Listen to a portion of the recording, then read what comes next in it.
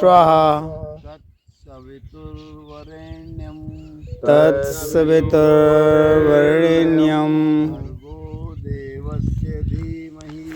भर्गो देवस्य धीमहि धियो यो नः प्रचोदयात् यो न प्रचोदयात्। धी यो न मने हमारी, योग मने वो परमात्मा, धी मने बुद्धि, धियो धी यो यो न प्रचोदयात्, वो हमारी बुद्धि को प्रचोदित करे, शुद्ध करे, पारदर्शी करे।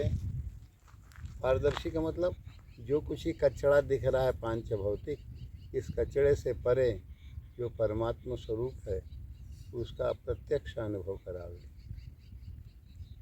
भर्गो देवस्य धीमहि, नीचे से ऊपर चलते हैं। भर्ग भर्ग, जब पानी जो है बरसात में कहीं कहीं ऐसे बुल्ला दे के फट पड़ता है पानी, तो भर्ग भर्ग भर्ग भर्ग की आवाज़ आती, भल भल भल भल भल भर्ग भर्ग। तो भर्गो मने स्वयंभू देव, वो परमात्मा, धीमहि उसका हम ध्यान करना चाहते हैं। स्वयंभू परमात्मा जो सबके अंदर इस है, बलक रहा है, और उसी का हम दर्शन, स्वयंभू परमात्मा का, वो किसी दूसरे के द्वारा नहीं है, स्वयं है, स्वयंभू। तत्सवितुर्वरेण्यं, तत् मने वो व्यापक, तत्तनोति तनोति तनोति तनम, तत्सवितु मने प्रकाश स्वरूप, उसका हम वर्ण करना चाहते हैं। तत्सवितु जो व्यापक प्रकाश स्वरूप है परमात्मा, उसका हम वर्ण करना चाहते हैं। जो भूर्भुवः स्वः, भू जागृत अवस्था या स्थूल शरीर, भुव सूक्ष्म शरीर या सूक्ष्म शरीर कह लो, अंतःकरण कह लो, स्व स्वपिति सुषुप्ति अवस्था, कारण शरीर, स्थूल शरीर, सूक्ष्म शरीर और ये कारण शरीर।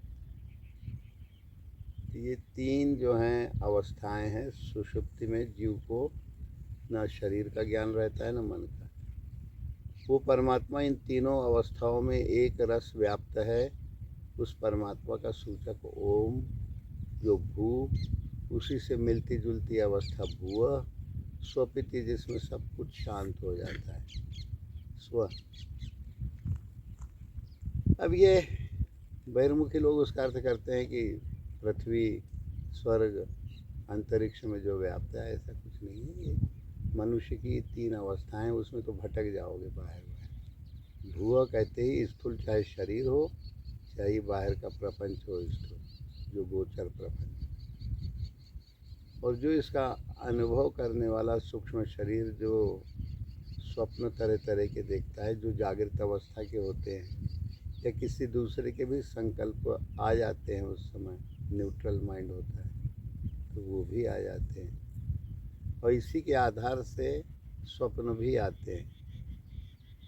तो किसी से ज़्यादा लगाव है, माँ का, पुत्र का, पति का, पत्नी का या पुत्र का है, जो भी, तो वो उधर पर उस अवस्था में है, तो जो उसके संकल्प हैं वो वहाँ आ जाते हैं। स्वप्न अवस्था में न्यूट्रल, या फिर कोई बिल्कुल ध्यानस्थ रहता हो, न्यूट्रल रहता हो, तो उसको जो है कुछ अंग पुराण के रूप में कुछ संकेतिक आते हैं, बहुत पूर्ण तो नहीं पर होते हैं काफ़ी कुछ हद तक। और स्वप्नावस्था में कभी कभी जैसी की तैसी दृश्यमाला प्रकट हो जाती है। तो ये भूर्भुवः स्वः, जागृत, स्थूल, स्वप्न, सुषुप्ति, तीनों अवस्थाओं में एक रस व्याप्त है वो परमात्मा। उसका नाम, उसको ओम शब्द से कहा जाता है। फिर ओम को लोगों ने तोड़ दिया, ओम आलंत म कर दिया, तो कहा जागृत, स्वप्न और सुषुप्ति।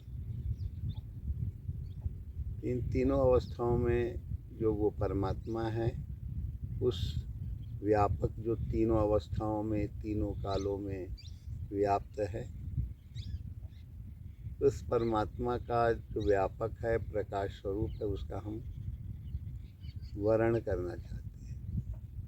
तो वर्ण करना चाहते हैं तो अब क्या हो, पहले एक बार उल्टा कहा, एक बार सीधा।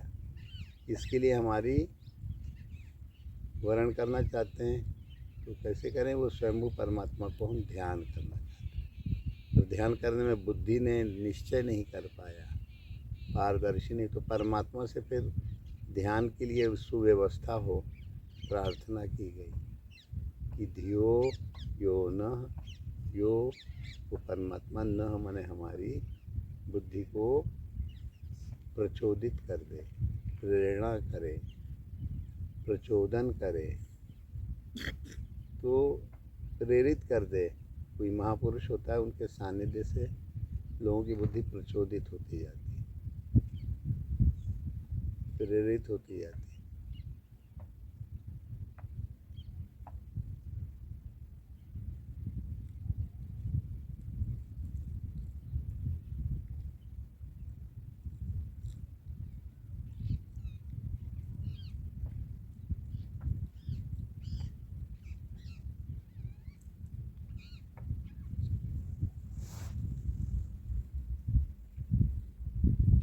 तो तीनों अवस्थाओं में एक रस जो व्याप्त तत्व है, वो तत्व को वर्ण करने के लिए, वो जो तीनों अवस्थाओं में है उसको वर्ण करने के लिए वो परमात्मा हमको, हमारी बुद्धि का वर्ण कर ले, सीधे सीधे प्रेरणा कर ले। प्रचोदन करने का मतलब वो परमात्मा हमारी बुद्धि को प्रेरित मतलब वर्ण करे, हम उसको वर्ण करना चाहते हैं। उससे प्रार्थना की जाती है, आप हमारा आ जाइए, बुद्धि को शुद्ध कर दीजिए। तो ऐसे ऐसे एक बार फिर गायत्री मंत्र बोलो।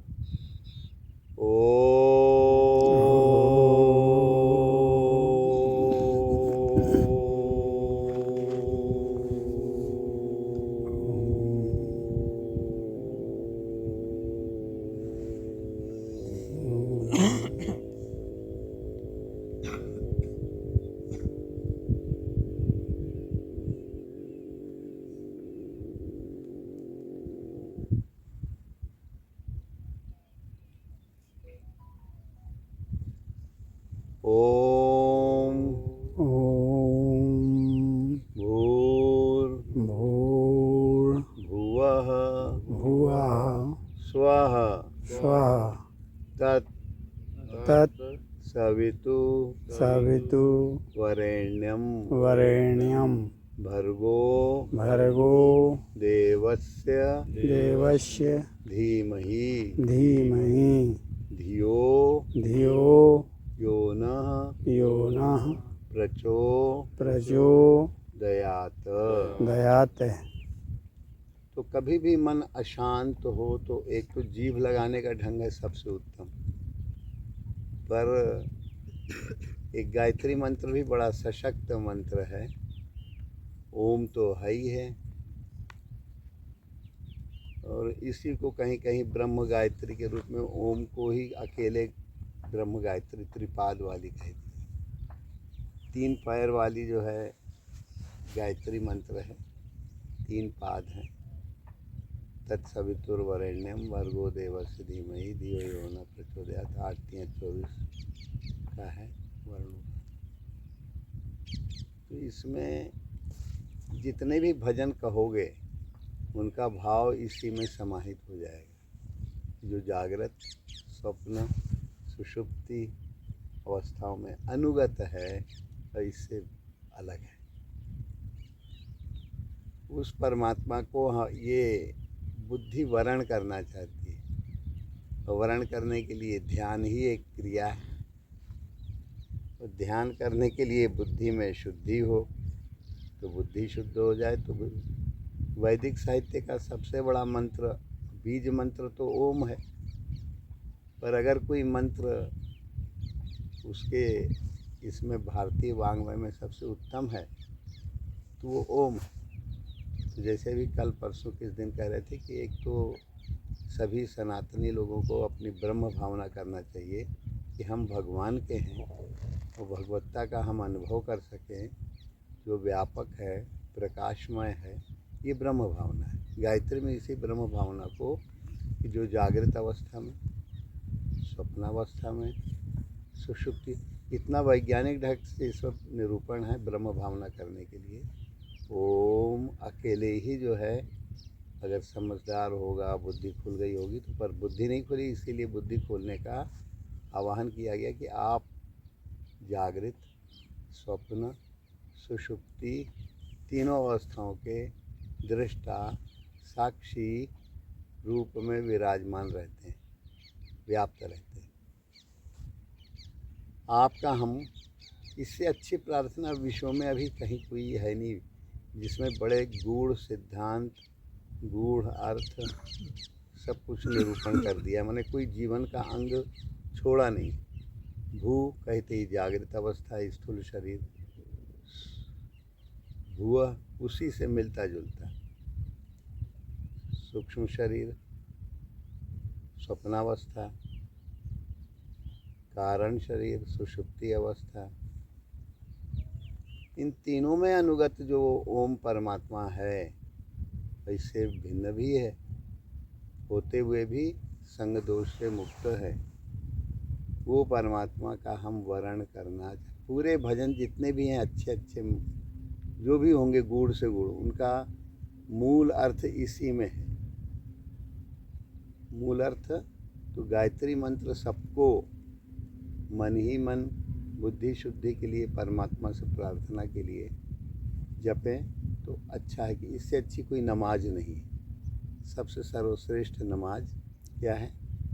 नमाज कह लो, ब्रह्म भावना कह लो, और सामयिकी कह लो। चाहे जैन दर्शन में एक शब्द है सामयिकी, तो जैन साधु बैठ के वो ब्रह्म ही भावना है कि मैं शरीर नहीं हूँ, संसार नहीं हूँ, मन नहीं हूँ, जड़ जगत नहीं हूँ, मैं शुद्ध परमात्मा शब्द तो नहीं कहते वो, मैं आत्मा हूँ। पर इसमें ये गायत्री मंत्र जैसा अभी तक कोई गंभीर मंत्र जो सम्यक जीवन को पूरी तरह से समेट ले, अभी तक हमको तो नहीं मिला। जितने भी यहूदी उपासनाएं, ईसाई उपासनाएं, बुद्ध उपासनाएं, इन सबको देखे, इनमें गायत्री मंत्र जैसा मंत्र अभी तक हमको पूर्ण सांगोपांग। अब ये तो पंडित हैं, उसका अर्थ कर देंगे ये पृथ्वी लोक, स्वर्ग लोक, अंतर, ये उसका कोई अर्थ बैठता ही नहीं। ये जागृत स्वप्न सुषुप्ति माने पूरा सम्यक जीवन उसमें आ जाता है। तो तीनों अवस्थाओं में अनुगत परमात्मा है वो हमारे, उसको हम, वो व्यापक है, तत् तीनों में अनुगत, और उस प्रकाश स्वरूप है, उसका हम वर्ण करना चाहते हैं। और वो हमारी बुद्धि का वर्ण कर ले, शुद्ध कर। भाई वो जब वर्ण करेगा तब ना बुद्धि शुद्ध होगी। ये बुद्धि रूपी वधू है, परमात्मा रूपी वर से बारात लेके वो अपनी सजातीय संपदा ध्यान नाम के लेके चल रहा है। परमात्मा का पवित्र नाम, उसका ध्यान जो प्रकाशमय है और व्यापक है, उसको वर्ण करना चाहता है। और जो स्वयंभू परमात्मा है, सबके अंदर है, वो प्रकट रूप से जो जागृत अवस्था का व्यवहार, स्वप्नावस्था का व्यवहार, सुषुप्ति का व्यवहार दृष्टा साक्षी रूप में अनुभव में आता है। वही मैं कहता है कि मैं जागृत अवस्था के व्यवहारों को जानूं, स्वप्नावस्था के व्यवहारों को जानूं, सुषुप्ति के अभाव दशा को जानूं। ये मैं कौन है? तीनों अवस्थाओं में अनुगत है। ये शुद्धमय है, अशुद्धमय शरीर का बन के और फिर बुद्धि को मलिन कर देता है। इसी की शुद्धि के लिए ध्यान है, नाम है, महापुरुष का संश्रय है।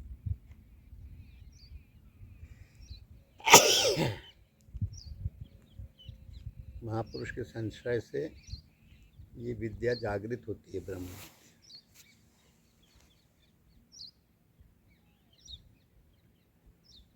हाँ, तो ये बुद्धि हमारी शुद्ध हो, मैंने इसमें कोई अंग बचा नहीं है जीवन में। बचा हो तो बताओ।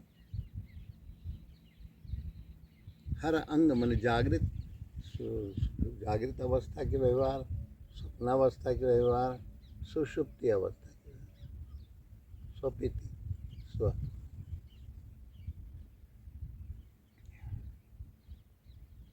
तीनों में अनुगत वो ओम है, परमात्मा है। इसी का पूरे भजन कोई भी हो, सब में इसी की महिमा को घुमा फिरा के वर्णन किया गया है। बोलो सद्गुरुदेव देव भगवान की जय।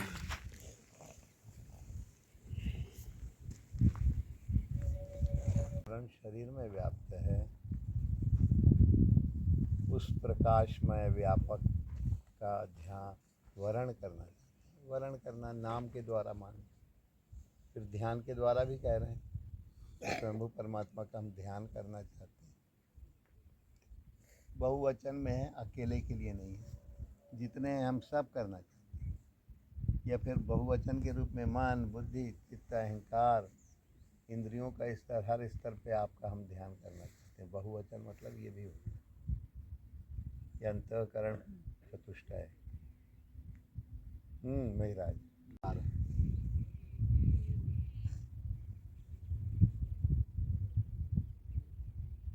सदगुरु अविगत भेदो बताया, ते गुरु अविगत वेद